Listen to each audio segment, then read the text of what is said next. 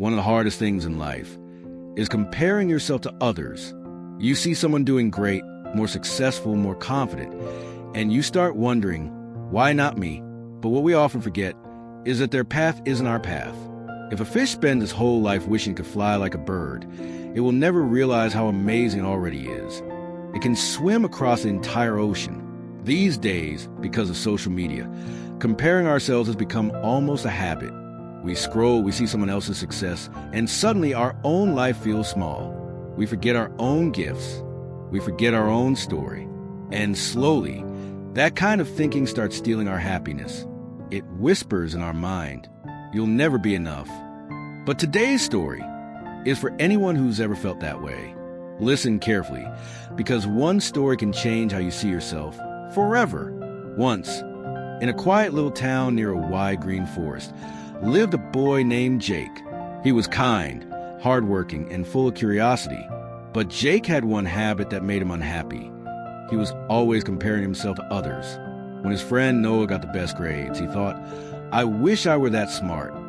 When his neighbor Lucas got a new bike, he thought, "I wish I had money like that." Even when someone ran faster, he thought, "Why can't I be that good?"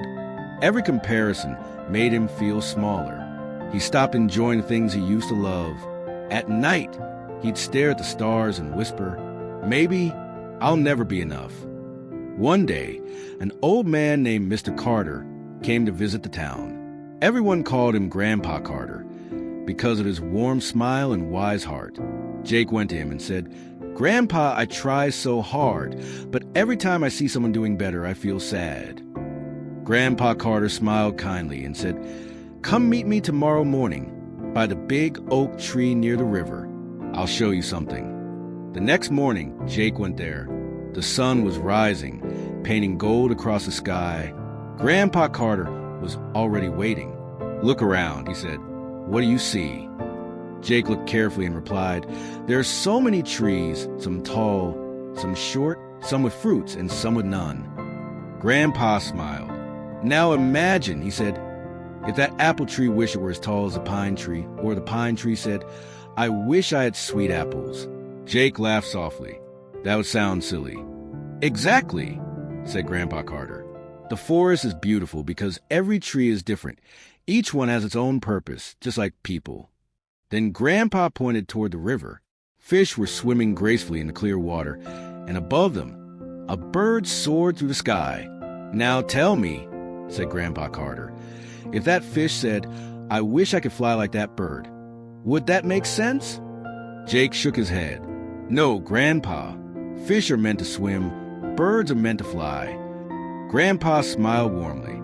"Then why," he asked, "do you want to be someone else? You have your own path, Jake. You have your own gifts. Maybe you just haven't seen them yet." That day, something changed inside Jake.